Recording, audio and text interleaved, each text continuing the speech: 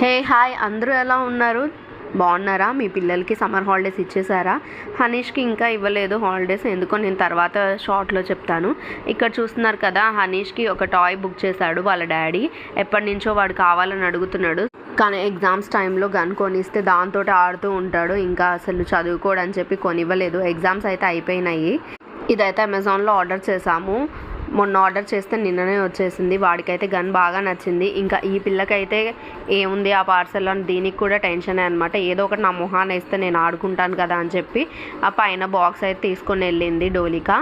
వీడికి ఇంకా బుల్లెట్స్, ఇవి సాఫ్ట్ బుల్లెట్సే అనమాట. కొన్ని అయితే బాల్స్ కూడా ఉంటాయి బుల్లెట్స్ లాగా, అవి అయితే పిల్లలకి దెబ్బ తగులుతాయి.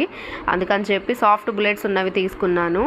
మీరు కూడా చూసి తీసుకోండి, ఎందుకంటే పిల్లలకి కళ్ళకి అలా తగిలితే చాలా రిస్క్ అనమాట.